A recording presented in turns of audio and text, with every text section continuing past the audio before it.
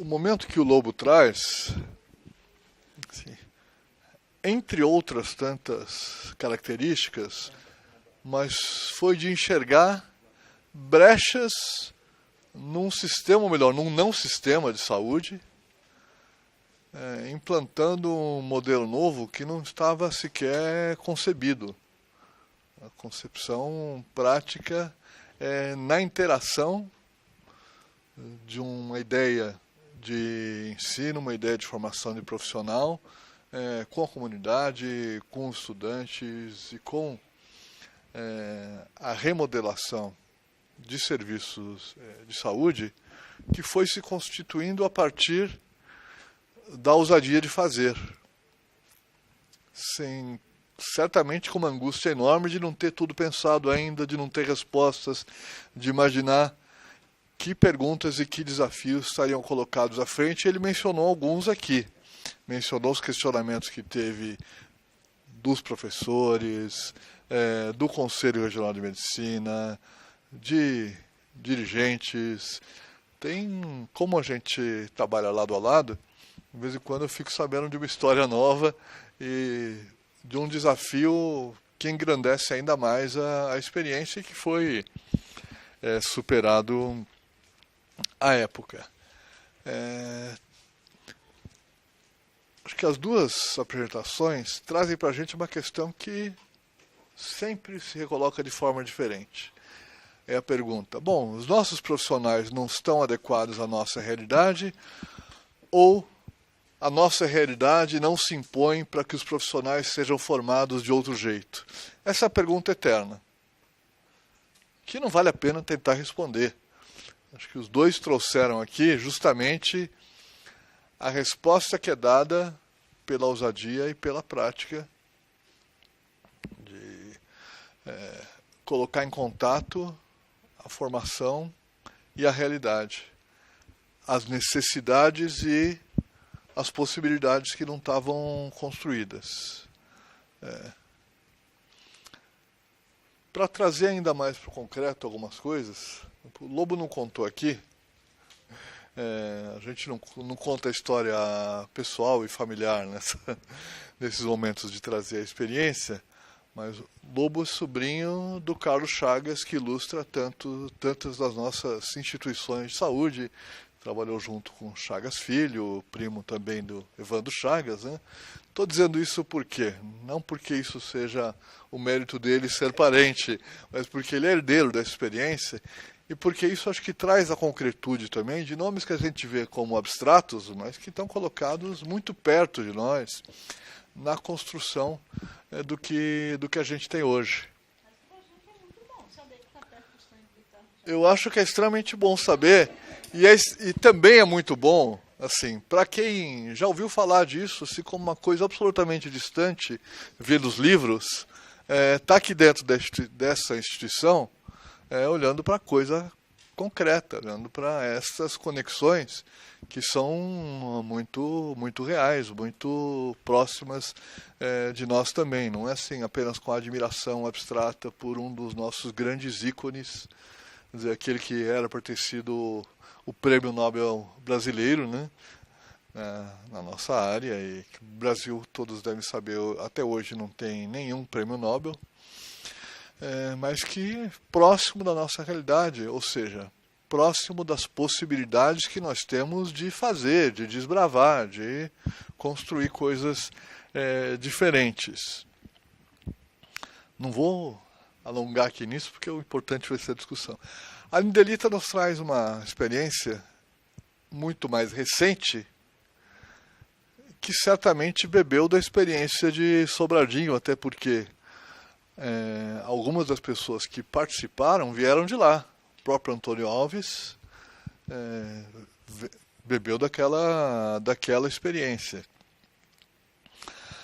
Para um contexto contemporâneo, que trazia no seu âmago um outro desafio, que era: nós conseguimos emplacar, do ponto de vista formal, na Constituição, na legislação, um sistema único de saúde. E tudo que isso significava como uma concepção de mundo, uma concepção política e uma concepção de atenção à saúde e das suas repercussões. Como é que se faz para transformar isso em realidade? Na nossa realidade, quer dizer, como quase tudo que nós conseguimos avançar no campo da democratização do país, muito era abstrato para boa parte da população. Não se trata simplesmente de ouvir a população e fazer aquilo, atender aqueles desejos. E aí ela ilustrou, acho que muito fortemente isso, inclusive com os conflitos que isso significava. Conflitos dentro das categorias profissionais, conflitos institucionais, mas conflitos com a própria comunidade também. E quem quer que trabalhe na prática do serviço de saúde, de todos os níveis, mas particularmente na atenção básica, não poderá dizer que fez isso se não tiver vivido esses conflitos, se não tiver enfrentado, e às vezes contradições muito importantes. Não, mas eu devia estar fazendo aquilo que a comunidade quer de mim. Mas em alguns momentos eu vou dizer, não, isso que a comunidade está pedindo para mim não é o que eu acho que tem que ser feito. Então eu vou lá disputar minhas ideias, eu vou buscar reunir argumentos, reunir alianças, inclusive, para uma coisa que faça mais sentido. Eventualmente nós vamos ser convencidos do contrário. Acho que essa possibilidade, inclusive essa abertura, essa necessidade de ouvir, faz parte dessa concepção que ambos traduziram aqui, do que significa fazer a mudança no campo da saúde. Significa fazer, e aí eu posso usar essa palavra sem medo, fazer uma revolução no campo da saúde. Acho que cada um dos dois aqui trouxe uma experiência nesse sentido revolucionária. Entre, acho que as características comuns e que a gente deve ter em mente ao pensar no engajamento do serviço de saúde, o que movia? Acho que movia, em primeiro lugar, o desejo, ou seja, a permeabilidade, a percepção de necessidades que precisavam ser respondidas. Percepção que, é claro, se dá de maneira diferente, em momentos diferentes, mas que podia ser contemplado em algum tipo de projeto.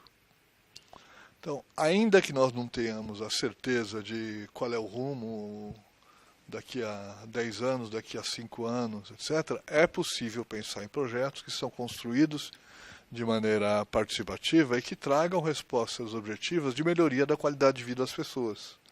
E não tenho dúvida de que isso é comum aos dois momentos. Só um projeto pode animar as pessoas para se mexer. As pessoas não se mexem apenas por boa vontade, porque tem um espírito de cooperação. Ou existe alguma coisa que as mova do lugar, que as leve para algum lugar, ou o que nós vamos ter, em geral, uma acomodação ou uma vivência de conflitos permanentes em que cada um tem uma ideia para executar e não se constrói alguma coisa comum. E qualquer projeto precisa de representantes, precisa de lideranças, que certamente foram muito bem traduzidos aqui no seu significado maior. Quer dizer, as pessoas que conseguem agregar as outras pessoas em torno de ideias comuns e que estão olhando para necessidades de saúde da população. Essas coisas talvez pareçam óbvias, acho que para quem viu isso em algum momento isso parece, mas são, na minha impressão, muito raras atualmente. Acho que é uma responsabilidade enorme da geração de vocês olhar para essas coisas, repensar essas coisas. Hoje acho que não se dão da mesma forma. A comunicação se dá de uma maneira absolutamente diferente, a construção de ideias, a construção de projetos se dá de uma maneira também diferente, mas de como é possível olhar, assim, se apropriar dessas experiências para construir o novo hoje. Nós vamos abrir aqui para quem quiser perguntar, se colocar, debater. Como nós estamos filmando, nós vamos passar o microfone aqui, procurar não perder nenhuma das intervenções. Então está aberto, por favor.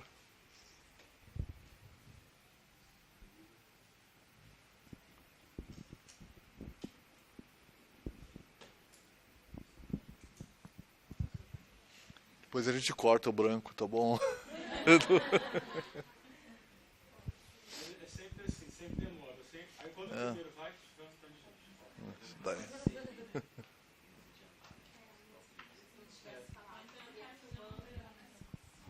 Opa.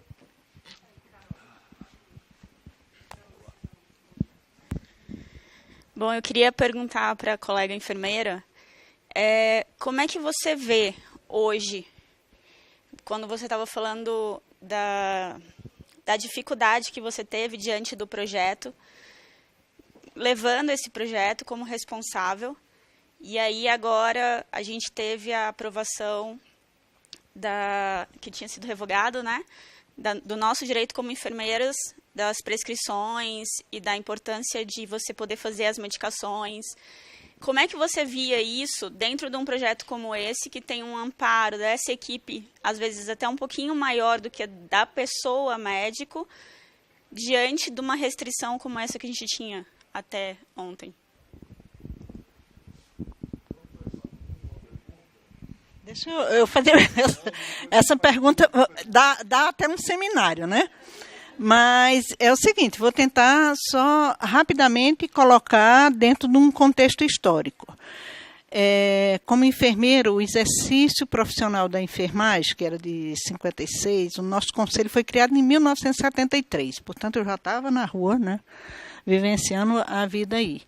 E nós passamos 10 anos para tirar a lei do exercício profissional de enfermagem, e eu tive a oportunidade de vivenciar com Eleutério Rodrigues, seu aluno, que foi chefe de gabinete de Marco Maciel, quando a nossa lei saiu. E a gente teve com ele um espaço, né, muito bom de ir lá discutir a tirada a homologação da lei, depois dela ser muito cortada. E estava, nesse tempo, não tinha tanta associação também médica, não. Era a associação médica hospitalar que tinha mais poder, que vinha desde Carneiro Arnoux, daquele povo todo. E essa associação, ela dizia assim, tudo que é da saúde pública é dos enfermeiros. Porque já fazia muito tempo que no Brasil, quem cuidava de tuberculose e hanseníase era enfermeiro. Tá? Porque ficava no Rio de Janeiro, era que tinha os pneumologistas lá, com o programa nacional lá dentro, mas os médicos não iam. Né? Então, quem cuidava de hanseníase e tuberculose era enfermeiro. Sempre teve conflito, porque tinha uns médicos que davam muito apoio, os enfermeiros estudavam junto, mas tínhamos, de vez em quando, uns conflitos que dá para contar história de enfermeiro que ficou aí, cuidando, e gente achando ruim quando ela pegava médico prescrevendo meu tratamento. Eu lembro de um que pegou uma briga, porque o médico prescreveu meu tratamento, aí o outro foi porque o catedrático veio e deu apoio, para dizer assim, não existe meio tuberculoso, ou a pessoa tem tuberculose ou não tem. Então não dá para você prescrever meu tratamento. Mas a gente tem essa situação. A lei do exercício, quando ela saiu, era assim. Tudo que for da saúde pública é para o enfermeiro. Eles já tinham consciência disso. Deixa o enfermeiro cuidar da saúde pública. Sabe que os enfermeiros também não queriam, não. Tá? O grupo de enfermeiros para cuidar da saúde pública era desse tamanhozinho. O enfermeiro estava interessado ou nas escolas, que era a grande maioria das professoras, uma essa semana faleceu, né, a professora Guanazzi, a professora Naide. Então, assim, o interesse delas era na escola ou na alta complexidade. Os catetes, sempre nos nossos congressos, onde tinha distribuindo catete, estava cheio de estudantes, de tudo. Nós, da saúde pública, era 3 gatos pingados.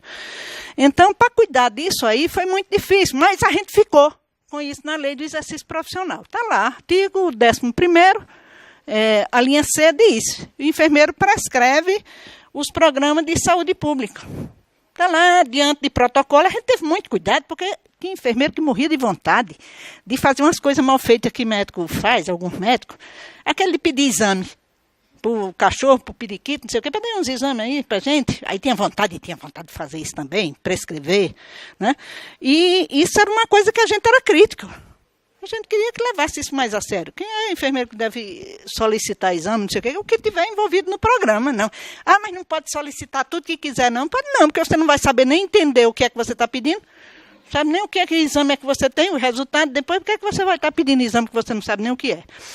Isso sempre dava conflito. Eu estou falando com uma pessoa que é de associação, sou de uma associação. Mas nós passamos essa lei, a lei passou, e a gente pegou isso onde tivesse o protocolo. Só que aí veio o SUS. Quando veio o SUS, em 90, principalmente, porque passou a Constituição em 88, quando o SUS chega em 90, aí o Conselho de Medicina começou a achar ruim essa história de enfermeiro prescrever, mesmo diante de protocolos, porque isso era uma autonomia que eles não queriam. É briga de mercado mesmo. A gente viu o Ministério respondendo processo dos protocolos, lá na AIDS, o que tinha protocolo, que o tratamento é daquele jeito, mas não pode. Aí veio o diagnóstico. Aqui em Brasília nós tivemos muito conflito. Tinha dois. Um de enfermeiro que não tinha domínio de clínica querer dar conta. Aí começa a fazer besteira. E o outro é dos médicos questionar aquilo que você sabe fazer só porque você é enfermeiro. Desde que você prescreva e ele carimbe, ele pode. Né? Aí esse é outro que dá. Esses conflitos a gente tem. Cabe à sociedade discutir um pouco mais. Então, a gente precisa de conhecimento. A gente está muito preocupado com a formação dos enfermeiros. Nós estamos com os enfermeiros formados aí que... socorro. Né? Não queria estar nos cuidados dele. Tá? E tem esse outro lado que é a hegemonia médica. Essa hegemonia médica é histórica também. Aí eu recomendo para quem tem interesse em ver ao lado da enfermagem, a Denise Pires tem uma pesquisa dela que mostra como era que os médicos que questionaram o parto. Quem era que fazia parto antigamente? Parteira. A primeira escola de medicina era de medicina e de parteira, na Bahia.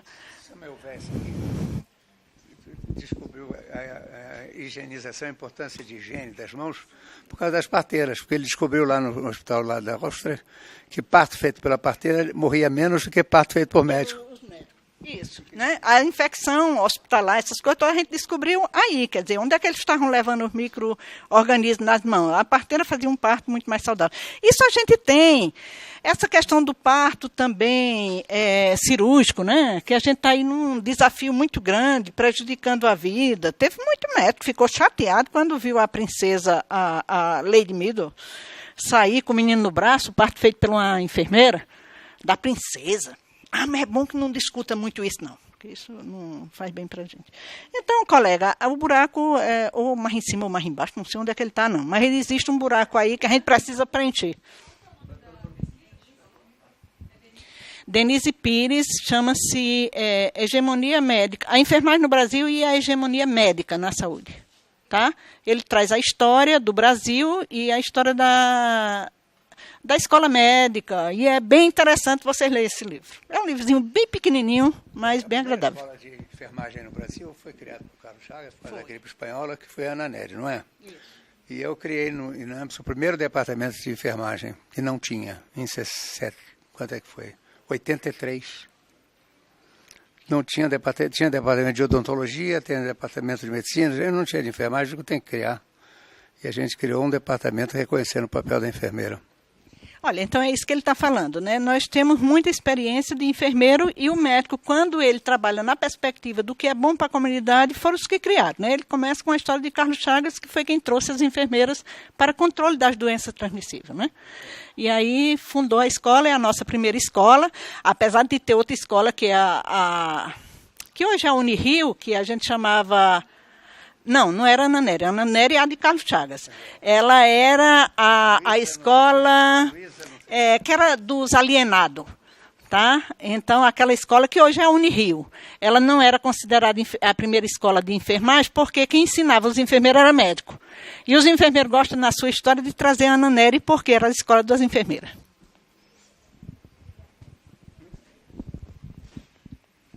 Mais alguém?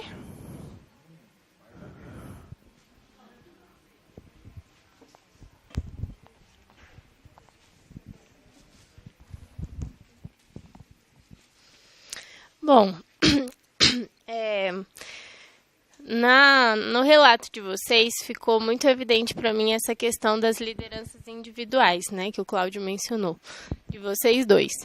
E aí eu fiquei pensando aqui no panorama da situação de saúde mesmo da própria equipe e queria que vocês explorassem um pouco mais a percepção de vocês em relação a isso, no sentido que hoje em dia eu percebo uma tendência de considerar o Sistema Único de Saúde um lugar em que é possível você ter práticas inovadoras.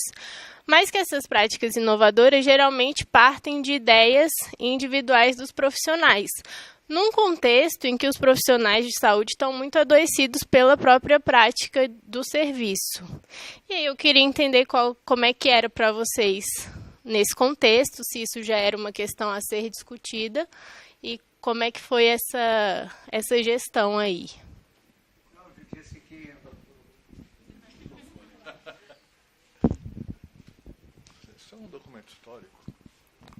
Não, o Cláudio disse que para haver uma integração entre diferentes profissionais tem que haver um objetivo comum.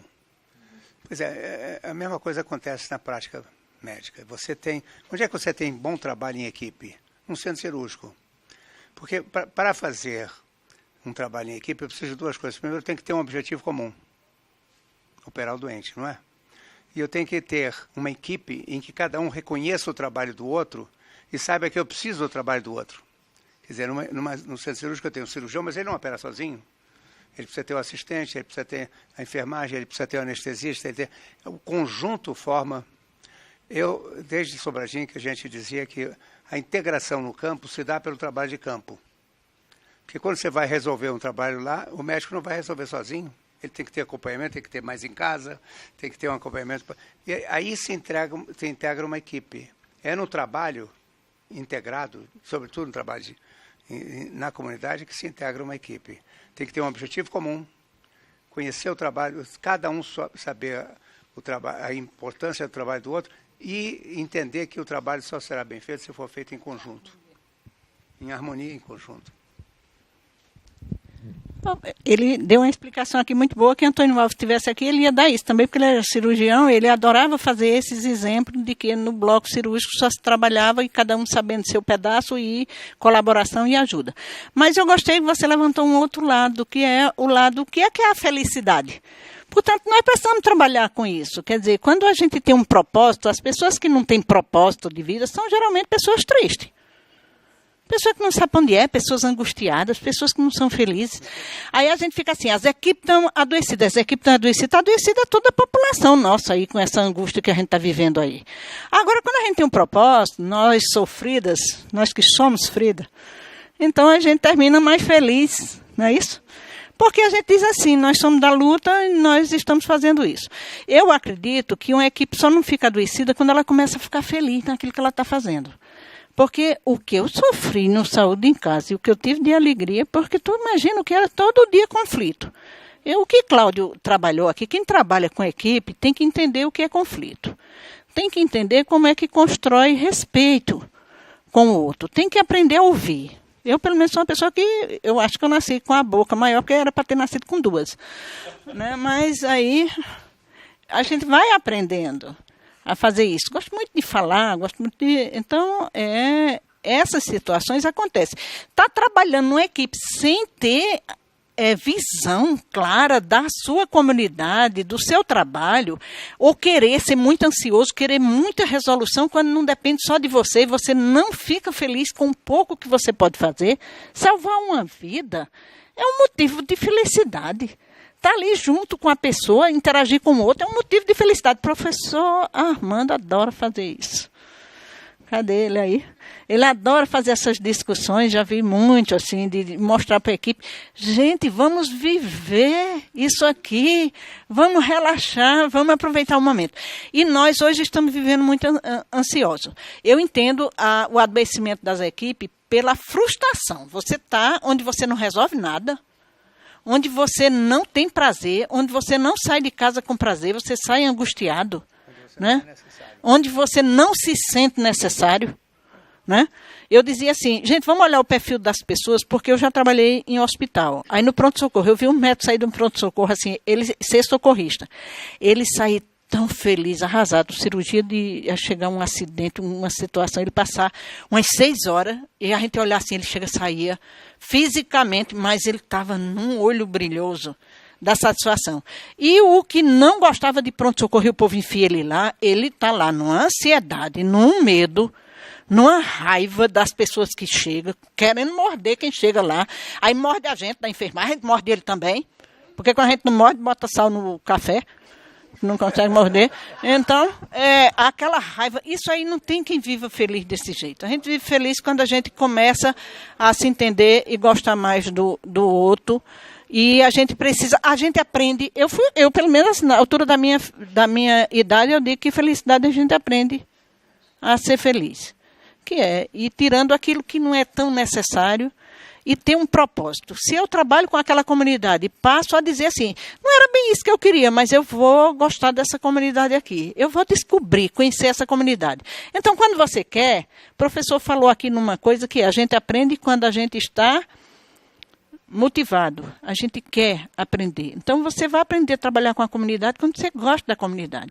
Se não gostar, vai procurar trabalhar numa UTI, vai procurar trabalhar em outro canto que tu seja mais feliz. Porque quem gosta de comunidade, quem gosta de gente, de fusaca, tá? De fusaca, de conflito, que vai sair um dia, sai danado de raiva, no outro dia, não, fazia parte da minha humanidade, fazer isso mesmo, desculpa. Tá? Porque aí é a minha humanidade que me faz fazer essas coisas mesmo, mas desculpa, porque eu te amo, te quero bem. É isso, eu acho. Mas foi bom você trazer isso, porque eu acho que é o que vocês precisam, querendo trabalhar no coletivo, aprender. Coletivo tem conflito, sim. Senão, só pode ser que lá no céu não tenha, mas aqui na Terra, esses aqui tem.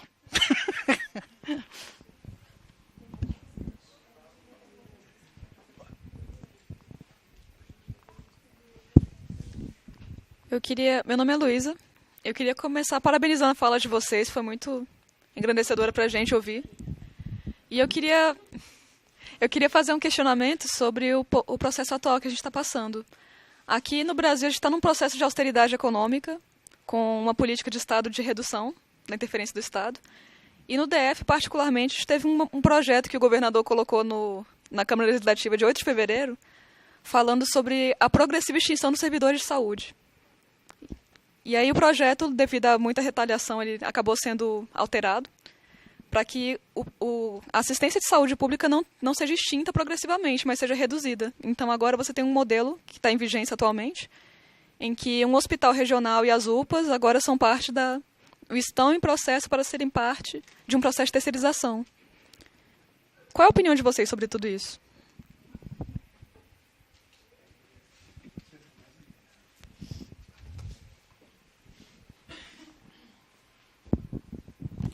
Vou logo dizendo que sou vermelha, tá? Frida vermelha para vocês poderem fazer assim, saber de onde vem a evidência minha, porque existem outras, né? Se fosse verde e amarelo, podia ser outra. Realmente, nós estamos com uma situação de questionamento, porque é uma crise geral.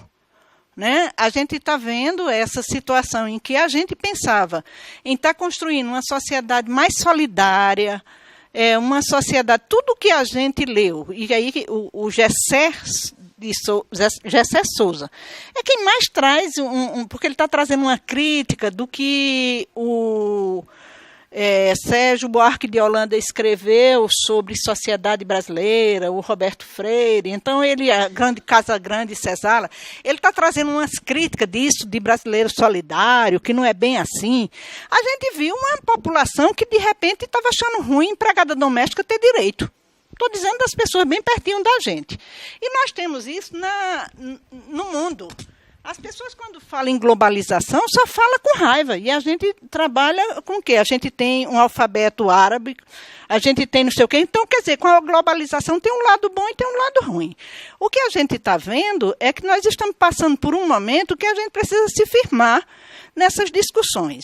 Eu sou a pessoa que nasceu para ser feliz, porque toda hora que eu vou pensar isso, minhas referências não são outras pessoas. Minha referência é Zumbi do Palmares, minha referência é Lula, que ainda está resistindo lá, mesmo com os pecados que eu tenho, também os meus.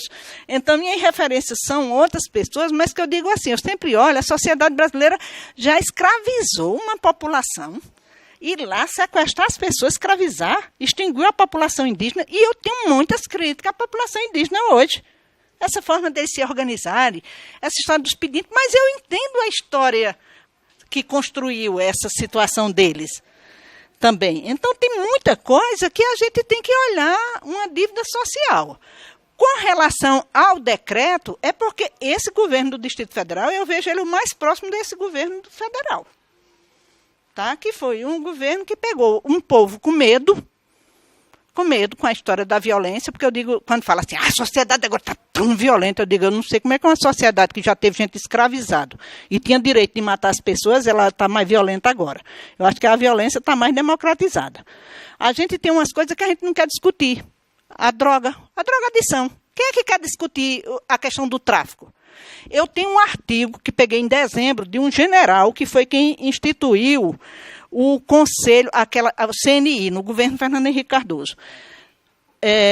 CNI, não que eles chamam mesmo, que é o Conselho Nacional de Segurança. Esse. Ele instituiu e ele trabalhou e estudou a questão do tráfico. Ele disse, se a gente não legalizar, nós não temos, porque a questão econômica é muito forte. As pessoas ganham dinheiro com tráfico. Muita gente é contra liberação de droga, não porque vai aumentar, pode até aumentar um pouco, porque a gente ainda não tem evidência disso, mas muito mais pelo dinheiro que estão ganhando, dissimulado, porque a gente está vendo que a gente tem uma sociedade muito dissimulada, ganhando dinheiro, aí fica aí, querendo condenar a maconha, não sei o que, libera esta merda e manda se lascar quem quiser. E explica como é. Vamos, ao invés de pegar só as doenças, cobrar imposto, porque eu quero ver, nunca vi menino vendendo copo de cachaça em esquina. E cachaça não mata? O álcool, a violência. Agora, por que é a maconha? Porque está dando dinheiro. Então, legaliza isso para vender legal, porque aí acaba com o tráfico. Mas isso não é dentro da sociedade nossa. Vai botar isso. Não. Tem gente que tem até medo de falar. Né? Então, você deve ser maconheira, né? Então, é bem assim. É porque eu sou meio careta mesmo. Mas bem que eu devia fumar uns também. Aí. Mas é porque eu ainda sou careta e não gosto de fumar mesmo. Não tem. E não preciso, porque a minha língua já me ajuda.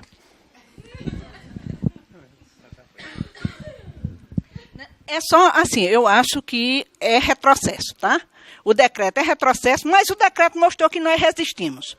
Fizemos uma confusão dentro da Câmara e estamos monitorando todos aqueles deputados que têm razão porque foram comprados. Então, quem compra tem direito, tem propriedade, né?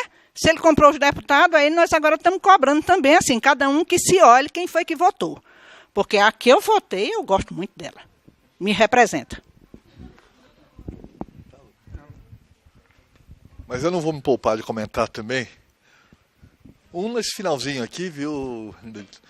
Tem um monte de estudos saindo recente que maconha melhora a memória dos idosos, né? E piora a memória dos adolescentes. Então, tem uma redistribuição. Mas eu queria comentar um pouquinho. Acho que nós estamos num contexto político, econômico, inclusive, muito difícil para fazer boas transformações. Mesmo transformações que poderiam ser boas, poderiam trazer elementos importantes, acabam sendo tão distorcidas por uma condução cujo projeto não é o projeto da saúde, não é o projeto de melhorar a vida das pessoas, que essas coisas se perdem. Eu não tenho dúvida de que nesse tempo, mesmo pré-SUS e tempo de SUS, nós acumulamos um monte de diagnósticos de dificuldades. Entre as dificuldades estão as próprias dificuldades da administração pública. Quer dizer, a administração pública, por uma série de razões, foi se tornando uma coisa difícil, amarrada, quase impossível. Alguém que chegue com a ousadia que o Lobo teve na década de 60 para fazer hoje, provavelmente vai cair na malha do Ministério Público, do Tribunal de Contas da União, do DF, etc. E vai ter um trabalhão, vai pagar advogado do bolso, né? Vai ter um trabalhão para conseguir se mexer. Então hoje nós temos um ambiente em que os gestores públicos são medrosos e não conseguiram construir. Eu acho que esse contexto é justamente de um afastamento da gestão pública em relação à sociedade, que eles não só são medrosos por alguma natureza interna, mas porque sabem que não conseguem se comunicar de qualquer maneira com a sociedade, de forma a serem respaldados para algum tipo de ação. E aí a gente fica, acho que, sujeito a aventuras, digamos assim. Estou chamando de aventura um projeto isolado que não construiu vínculos com a comunidade, com os profissionais, para poder ser um projeto transformador consequente. Em parte, o projeto do Instituto, assim como o projeto do Hospital de Base, acho que veio como tentativa de resolver questões que estão colocadas como desafios para a administração pública. Por exemplo, hoje é muito difícil comprar qualquer coisa, é muito difícil comprar produtos, comprar serviços na administração pública, sem que isso demore um tempão e que atenda a qualquer necessidade urgente. No Ministério da Saúde, onde eu estava, por último, lá na Vigilância de Doenças Transmissíveis, quando eu cheguei lá e peguei os primeiros casos de falta de medicamento, na época era malária ainda, e o que a gente ia fazer com falta de medicamento, eu fiquei sabendo que a gente estava demorando 1 ano e meio para adquirir um medicamento para a malária pela rotina das licitações do Ministério. Aí tentava correr assim, bom, se a gente for comprar pela OPAS, tem um tempo disso, e a carta não sei o quê, 1 ano e meio. Então, não é possível, por mais que o planejamento seja bem feito... Sim, por mais que a administração seja bem feita, que o planejamento seja bem feito, a gente não consegue administrar de maneira adequada com essa distância temporal entre necessidade e resposta. E esse tempo, que deveria ser cada vez mais curto na medida em que mudanças tecnológicas são mais rápidas e que necessidades são perceptíveis mais rapidamente também pela comunicação, vai se tornando cada vez mais longo. A dificuldade de gestão de pessoal, a gente pode chamar de recursos humanos, espero que ninguém chame de colaboradores, dá a impressão que são voluntários, né? Também a gente coloca desafios imensos. Nós temos a nossa história inteira da saúde pública, da saúde nos serviços públicos, a dificuldade de que profissionais trabalhem o quanto eles se comprometeram a trabalhar nos seus contratos, particularmente os profissionais médicos.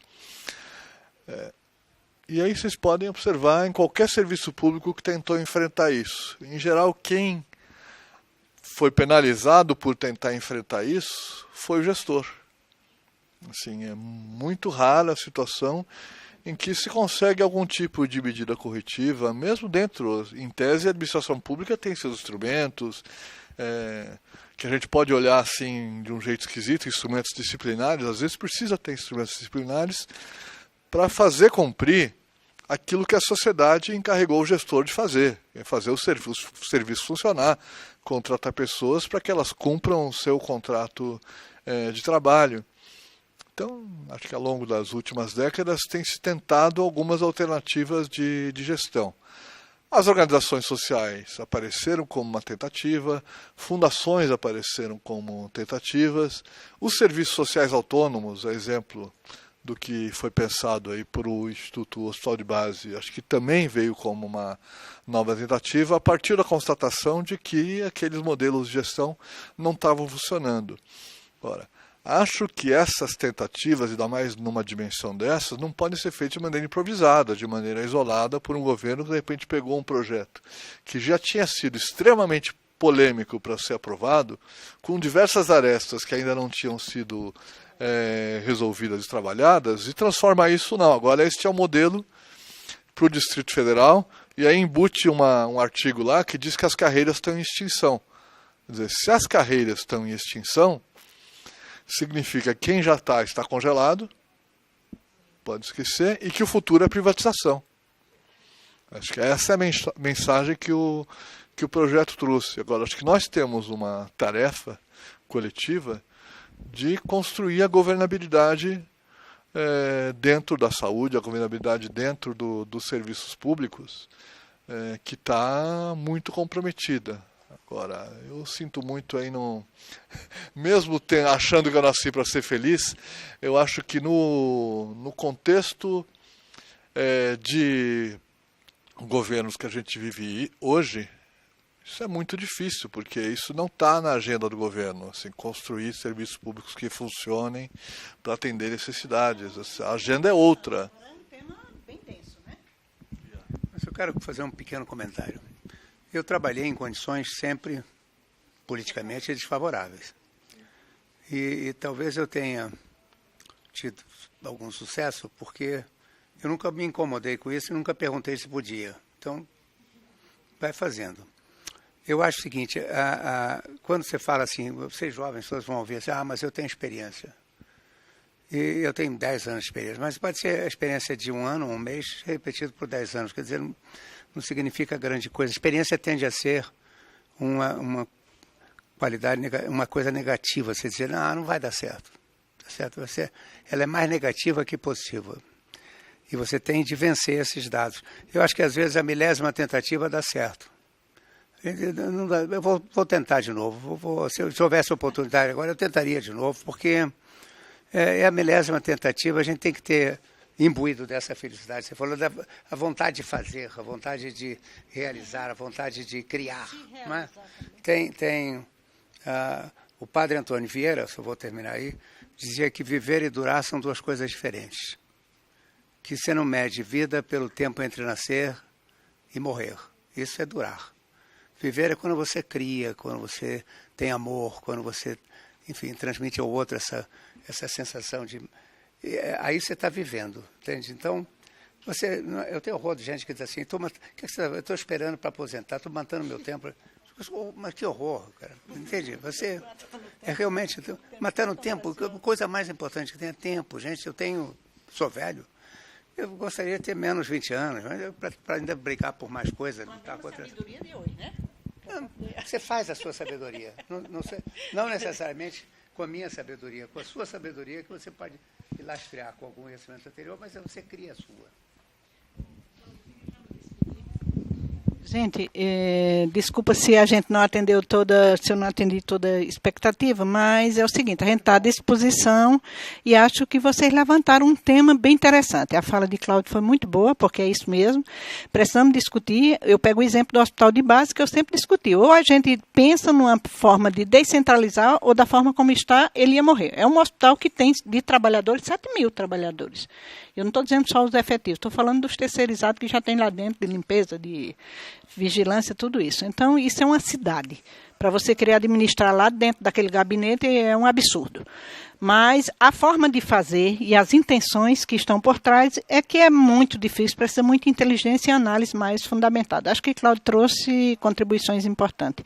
Eu queria encerrar pedindo a vocês, porque eu estou com um problema doméstico, porque eu tenho que resolver, tá? Eu vou ter que sair, gente, aqui. Eu queria encerrar com uma poesia. Pode ser? É uma poesia que eu acho que fizeram para a gente. O autor, ele chama-se G.I. Campos. É um capixaba. E ele tem uma poesia que ele chama A Tarefa. Quem me conhece em conversa sempre já escutou, tá? Vai escutar de novo. Então, a poesia diz assim: mordeu fruto amargo e não cuspir, mas avisar os outros o quanto é amargo. Cumprir o trato injusto e não falhar, mas avisar os outros o quanto é injusto. Sofrer o esquema falso e não ceder. Mas avisar os outros o quanto é falso. Avisa também que são coisas mutáveis, pois quando em muitos a vontade pulsar do amargo, do injusto e do falso mudar, confia a esse povo exausto a construção de um mundo novo e muito mais feliz. Obrigada.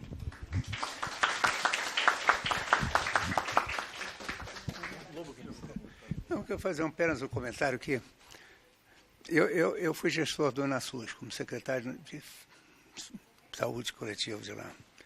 Geria, na época, o 3º orçamento da República, numa condição ruim, com o governo militar. Bom, eu consegui convencer o Ministério da época, que era o Beltrão, que você não podia governar o Brasil inteiro a partir de um andar no Rua México 41. Você tinha que descentralizar. E o processo todo de descentralizar começou aí, quando a gente resolveu, com o Eleutério, fazer ações integradas de saúde, levando para cada estado. Quer dizer, o processo começa. Você pode ter um retrocesso, mas ele vai para frente. Quer dizer, ele deixou uma semente. Ela vai, depende de vocês retomar, entende? Quer dizer, a milésima tentativa dá certo. A gente tem que pensar, a ideia que eu tenho, de que você tem que descentralizar o poder, levar o poder para a ponta, como eu chamo, lá para a comunidade, e fazer com que ele tenha condição de gerir as suas próprias necessidades e definir suas próprias prioridades. Eu me lembro que quando a gente começou isso, eu tinha lido um discurso da ministra da Saúde da Dinamarca, em que ela levava para o Congresso da Dinamarca, certamente melhor constituído do que o nosso, e dizia assim, eu queria levar para os senhores o seguinte, eu estou gastando, ela dizia, 60% do orçamento em saúde, praticamente isso, para prolongar a vida das pessoas em torno de um mês, em terapia intensiva. E eu queria saber se isso é que é a nossa prioridade. Quer dizer, a gente na vida tem que definir a prioridade, hein? Boa pergunta. Não é? Eu aprendi que, por exemplo, que a unidade intensiva de saúde, como você quiser chamar, ela visa recuperar uma função vital. Ela não é para o cara ir morrer.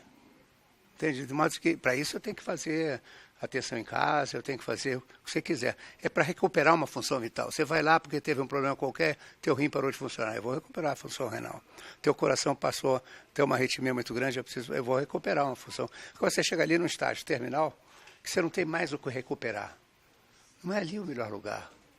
Não é ali, não entende? Eu fui ver um hospital uma vez no Rio, em que você tinha 62 leitos de terapia intensiva, em que a idade média de internação era quase 80 anos. Não era terapia intensiva, você ia lá porque a família deixava para o cara morrer, tá certo? Mas não tinha nada a ver, não é essa. Então, veja, vocês têm uma incumbência muito grande, que é pensar no que já tem, o que já foi feito, e vamos para frente. Olha, lembre-se, a milésima tentativa às vezes é que dá certo. Só um minutinho, eu queria fazer um comentário antes da Lindarita sair também, que eu... Sim, tá. Desses erros e dos momentos difíceis, contraditórios, anos atrás eu fui responsável por um hospital, para iniciar um hospital sob gestão de uma organização social. E lá nós começamos pela maternidade e era fácil perceber que se a gente colocasse a maternidade sob comando de um obstetra, de um médico obstetra, nós não íamos fazer nada do que a gente queria em termos de humanização, de parto normal, etc. Então a gente pôs uma enfermeira obstetra para comandar a obstetrícia. E muitos médicos não aceitavam. Como era um OS, a gente dizia, não, se vocês não aceitam, não tem problema. Nós vamos pôr outros no lugar de vocês. E a gente montou uma maternidade. Está lá até hoje, isso faz mais de 20 anos. Está lá até hoje um modelo fantástico, assim, uma taxa de cesárea baixíssima, que foi viável num determinado modelo de gestão, talvez não fosse num outro. Essa questão deveria vir para aqui para poder ser mais fundamentada, porque ela levantou e foi bem interessante. Aí. Sim. E a gente precisa discutir. Não vai dar para ser agora na cooperativa olhando aqui o telefone que a menina está me chamando. Aridelita, é uma pergunta justamente com relação ao modelo de gestão do projeto Saúde em Casa, né? Porque trazendo todas essas questões mesmo da dificuldade da gestão pública, né? Hoje o que tem dado, né? Emenda Constitucional 95, né? Redução do teto de gastos, falando especificamente na área da saúde. A gente com o problema da Lei de Responsabilidade Fiscal, que também nos deixa com relação ao financiamento mais apertados. Como é que a gente levanta a bandeira, e eu, militante da saúde, do SEBS, enfim, da Frente Democracia e Saúde, a gente faz esse levantamento da bandeira SUS 100% público e estatal. Mas hoje, dadas as dificuldades da gestão, né, como é que a gente consegue trazer um modelo de gestão que seja transparente, né? A gente vai precisar, assim como o professor Lobo acaba de dizer, que na milésima vez como é que a gente acerta, como é que a gente começa a tentar construir, e eu acho que cabe à nossa geração também parar com o fervor do não das outras formas, talvez, de gerir o SUS, né? Que a gente possa trazer qualidade nesse tipo de gestão, para a gente pensar nesses outros instrumentos que a gente consiga qualificar, né, essa gestão, que a gente consiga monitorar e que tenha transparência, né? E eu queria que você colocasse para a gente como é que foi um pouco como é que a gente consegue fazer esse recurso, essa gestão de pessoas, porque a gente só consegue fazer essa gestão de pessoas quando a gente tem dentro do órgão público, do serviço público, é mais difícil de fazer gestão de pessoas, é mais difícil da gente conseguir fazer progressão de carreira, porque a gente não tem um plano de carreiras no SUS, né? Então, assim, como é que a gente consegue fazer isso? Primeiro, essa pergunta para você. E para o professor Lobo, com relação também... Pronto. E aí, a segunda eu vou para o professor Lobo. Tá, desculpa. Não, a primeira é que é um assunto que precisa de outro seminário. Tá? É só para ouvir a minha opinião. A minha opinião é o que o Cláudio falou. Nós precisamos discutir mais... Não, eu estou dizendo, é isso que o Cláudio falou. Primeiro, se não tiver recurso, primeira coisa que já está com enganação. Você precisa ter recurso para fazer o serviço funcionar. Então, não dá para eu pegar e botar todo o recurso numa unidade e deixar a outra sem nenhum recurso, depois ir comparar o desempenho delas. Isso já é sacanagem, que foi o que eles estavam fazendo agora, com Santa Maria e o Hospital de Base. Bota o dinheiro todo no Hospital de Base e compara, Santa Maria ficou sem nada, aí eu vou comparar. Aí já é uma intenção. A outra situação é que é um assunto mais complexo. Eu posso dar um exemplo para vocês aqui de uma tese que eu vi no CONSAD sobre a Bahia. Porque, em que pese, a Bahia é administrada pelo PT, e lá elas foram mostrando o quanto tem de fundação, das questões mais de terceirização, de OS. Essa é uma discussão que a gente tem dentro do nosso partido, lá no setorial, sempre foi, eu acho, assim, eu sou uma pessoa admiradora muito do Arthur, que ouro a forma dele, porque ele é muito duro. Eu sou das pessoas também assim, porque ele é dos que está com o lombo pronto para apanhar, mas bate bonito também. E aí eu gosto desse estilo, assim, não é do mimimi. E é bem mais complexo a gente pensar essa coisa que Cláudio falou. Nós temos que ter coragem de discutir que amarra nós criamos para o serviço funcionar. Mas discutir de forma bem intencionada, e eu ainda aposto, por mais defeito que tenha, tem que ser do serviço público, e aí mostrar que está todos os princípios públicos, que tem sustentabilidade, então não é no susto, não. É nos princípios. A gente não botou de brincadeira aqueles princípios do Sistema Único de Saúde. A forma de gerenciar e até os órgãos de controle que a gente termina aplaudindo, de repente eles viram umas coisas esquisitas. Tribunal de Contas agora dando parecer jurídico, se pode suspender, não pode. Tribunal de Contas não é órgão de apoio ao legislativo?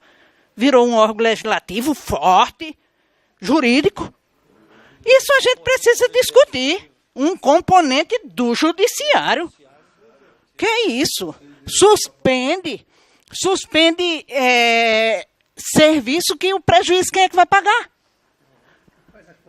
Né? E as consequências. Agora tem gente lá dentro já discutindo. Nós precisamos, a sociedade que está discutindo a questão de servidor público, de achar que só porque passou no serviço público ele resolveu a vida dele. Eu acho isso bem interessante que a gente discuta mesmo. E eu estou vendo muito mais os coxinhas com medo do que os militantes, tá? Gente, obrigada. Beijo para vocês. Perdão.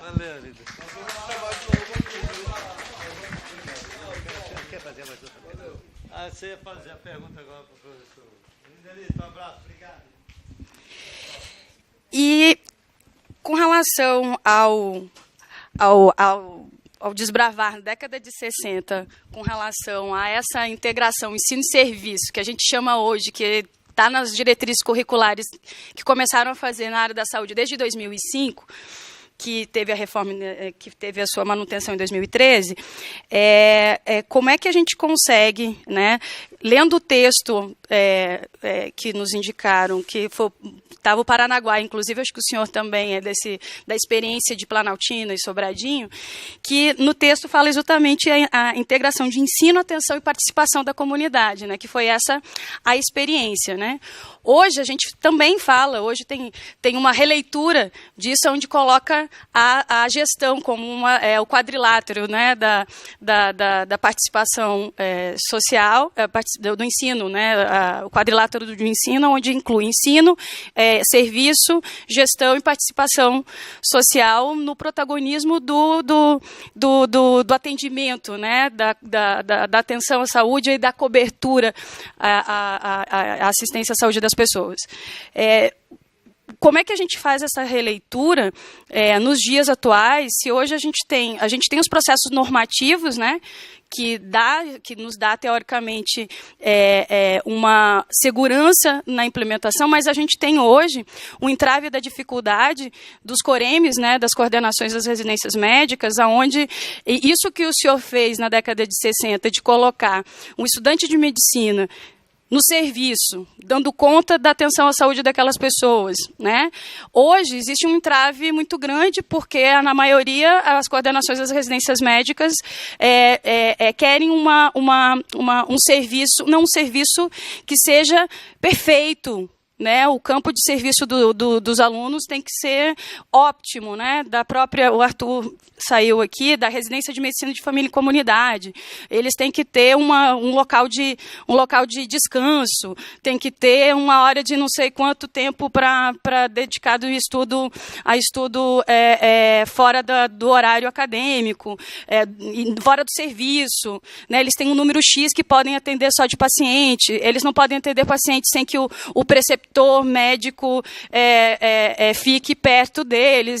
Enfim, a gente tem uns desafios. Eu queria que o senhor tentasse, não sei, na sua experiência, para ver se a gente, na milésima, né, vez, a gente tenta ver como é que a gente consegue refazer isso, porque o senhor consegue desbravar isso na década de 60 e hoje, em 2019, a gente fica no entrave de uma normativa que existe hoje nas diretrizes curriculares nacionais para a saúde, e a gente não consegue, na realidade, viabilizar e fazer com que as instituições de ensino se responsabilizem também da assistência, no sentido de dar assistência à saúde da população.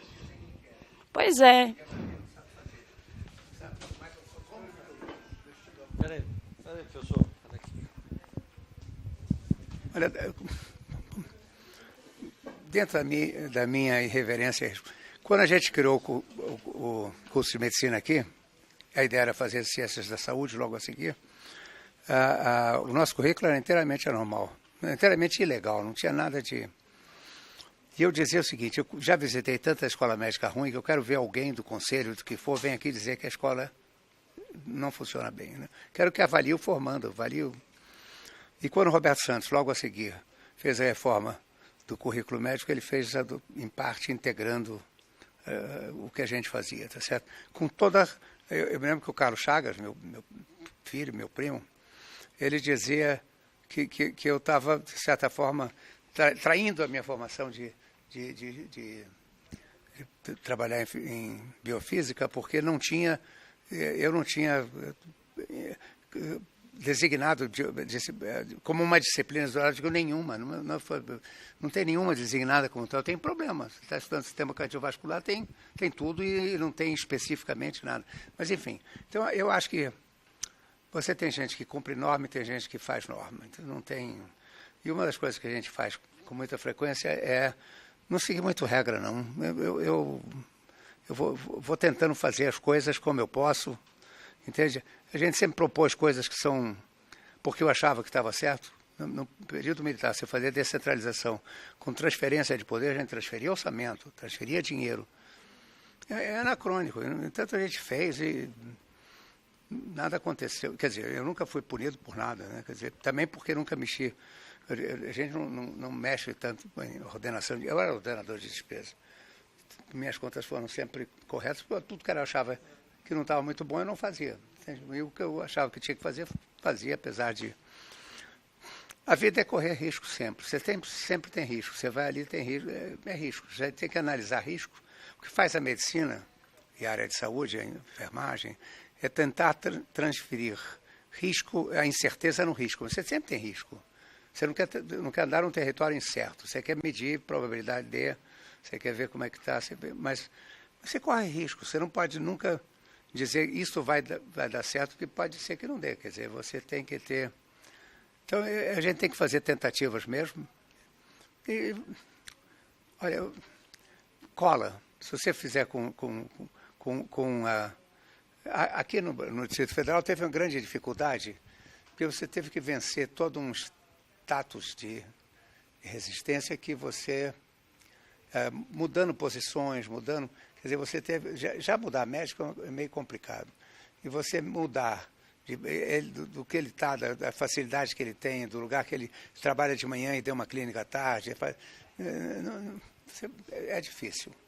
Quer dizer, eu acho que quando se implantou o sistema de saúde no Rio de Janeiro, por exemplo, que agora vem aí, espero, o nosso secretário em atenção básica seja ele, o Sorens, que é muito bom, ele começou com razão usando a unidade de saúde de família em áreas que ninguém queria mesmo. Foi lá para a Paciência, Campo Grande, lá para os subúrbios, para os remotos, onde ele não tinha muita reação contrária.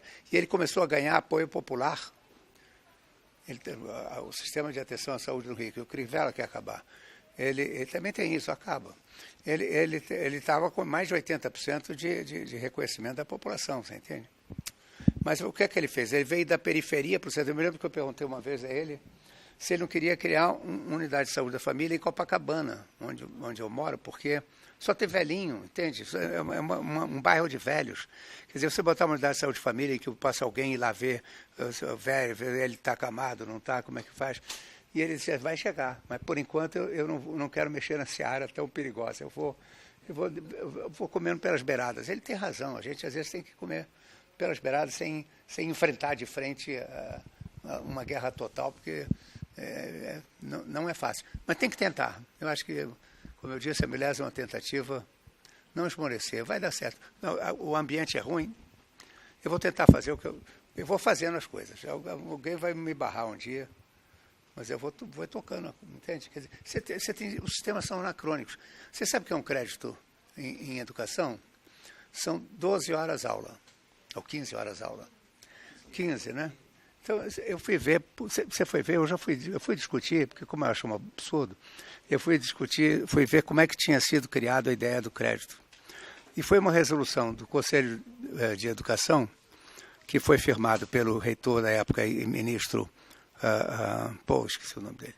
Daqui a pouco eu lembro o nome do meu gap, eu já volta. E é Moni de Aragão.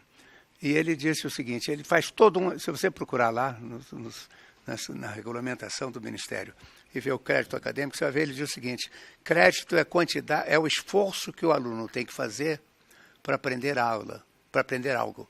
Ótimo. E ele faz toda uma elaboração sobre o esforço que o aluno tem que fazer, como é que você tem que oferecer condições para ele aprender. Aí chega na hora de definir o que é crédito. Ele chega e diz, bom, eu não sei como medir isso, mas eu sei medir aula, então eu 15 horas aula. E você bota até hoje que 15 horas aula. Então me pergunta o seguinte, todos os cursos da UNASUS são de educação à distância. O que é uma hora aula? Não tem aula? Aliás, o conceito de aula é um conceito que tende a acabar. Quer dizer, aula, como você tem discussões, mas é aquela aula de transferir informação, transferir conhecimento.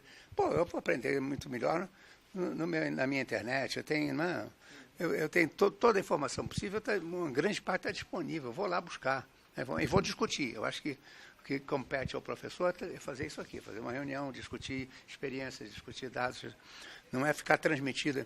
Tem um cara muito bom Dan Tapscott, que diz que Você não pode ter uma educação one size fits all, como ele falou, um tipo de educação que seja igual para todos. E eles não podem ter o sistema de broadcast system, em que o professor vai lá e fica falando e o aluno fica recebendo, etc. Tem que mudar. Mas você continua com a ideia de que o crédito... Então, eu perguntava lá, um tempo era o Vinícius, eu perguntava, como é que você define que esse curso tem 6 créditos? Ele chegou e disse, no chute, eu acho que tem 6. Tá bom, eu acho que são 8. Disse assim, e o Ministério? Não, o Ministério nunca discutiu isso, não. Então, você vê como é... Quer dizer, você vai lá e diz, esse curso tem 8 horas aula. Mas não tem aula. Entende? Ele botou 8 horas aula, e o Ministério aceita, todo mundo aceita. Ninguém vai discutir como é que... Porque quem está discutindo isso agora, Harvard está começando a discutir. Ela começa a medir esforço do aluno. Então, ela vê tempo de interação do aluno num curso. Não é só o tempo, porque eu tenho uma sobrinha que está fazendo economia, trabalhando nos Estados Unidos, e disseram que ele tinha que fazer um curso para ver a contabilidade local, etc. Ela foi fazer, ela sabia a coisa muito bem, e tinha que ter X horas aula no curso à distância. Ela chegava em casa, ligava o computador, ia embora, voltava, cumpria minhas horas aula. Quer dizer, não basta isso, é você ter avaliações progressivas, ter um sistema de avaliação formativa que pouca gente faz, para verificar, para o próprio aluno verificar o seu conhecimento, mas você próprio avaliar como é que ele está progredindo. Você tem vários mecanismos de fazer, que não seja só você definir que são 15 horas aula, porque esse troço... Mas, no entanto, existe esse anacronismo. O Ministério é um negócio difícil de mudar. Entende? Você chegar então, às vezes, a gente faz, como faz lá o Vinícius, bota 8 horas aula, 8 créditos no curso, e ninguém verificou como é que era, né? Ele botou, como é que você botou aqui? 8 e esse aqui 6. É 8 e 6. Então, ele chutou e daí pegou. Entende? Não tem muita... Enfim.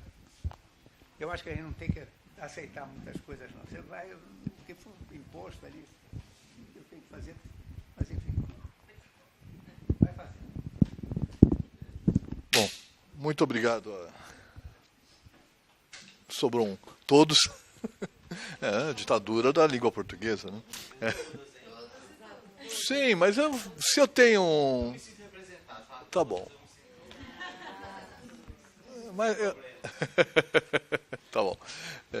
Eu acho que foi riquíssima a discussão que a gente teve aqui. Certamente nós vamos dar um gostinho aqui de vontade de repetir, de aprofundar em alguns temas, que acho que a gente pode tentar abrir alguns espaços de discussão, ou dentro da carga horária, ou em momentos informais que se cria aqui dentro. Você quer comentar, Berch? Então... Vocês ouviram o que o professor falou sobre o tema do futuro? Hein? Exatamente.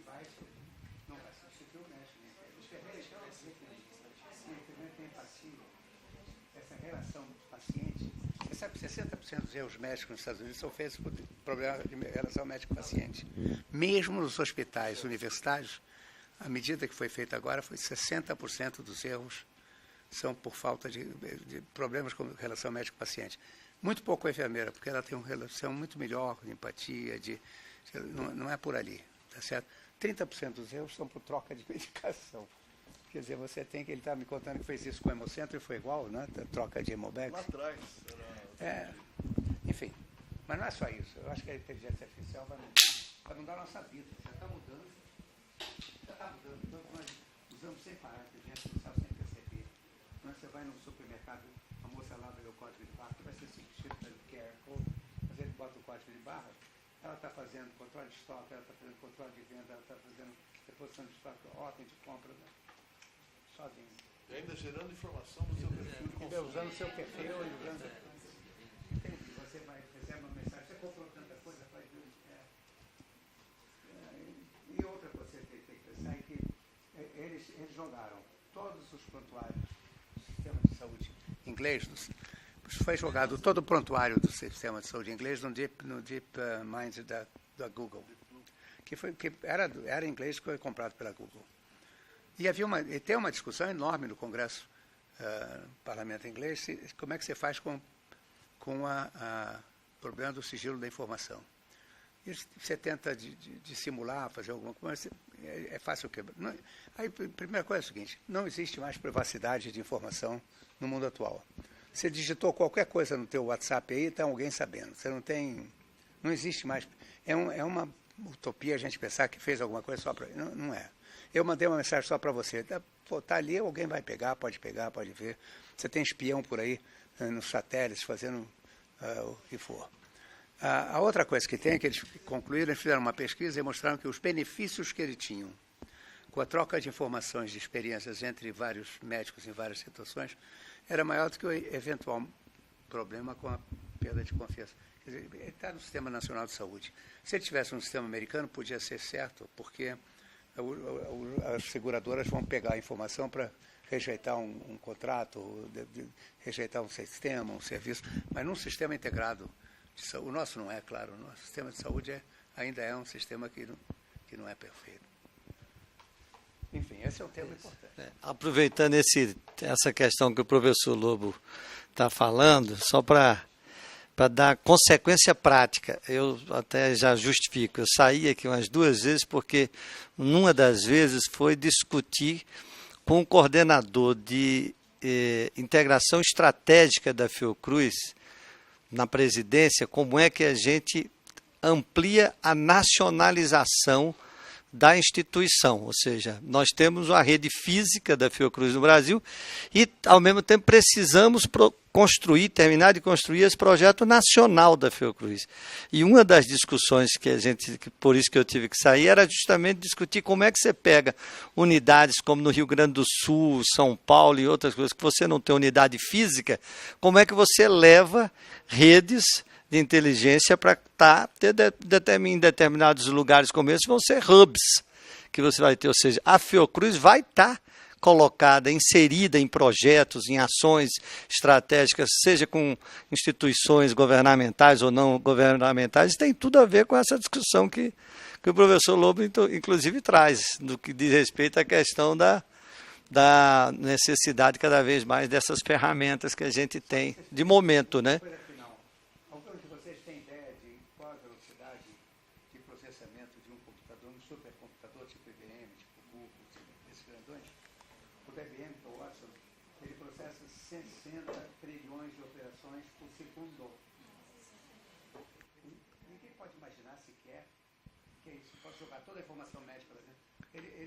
Toda a informação médica do PubMed, do Medline, tudo está online.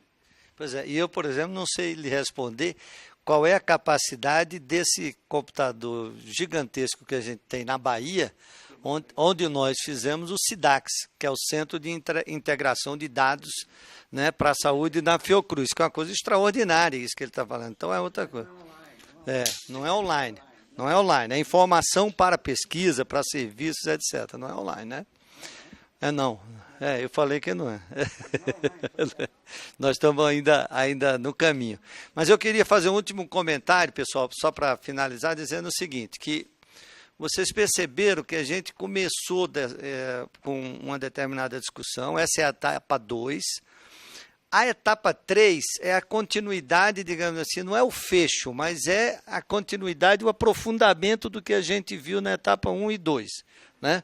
A Tati está viajando, nós acertamos um pouco com ela, que a gente faz isso mais ou menos aí para maio, que eu acho que é a próxima etapa que a gente tem. E nós vamos acertar também com o eixo de gestão, porque hoje cedo, conversando com a coordenação lá do eixo de gestão, eu acho que isso vai ficar na nossa órbita de discussão, do eixo de atenção.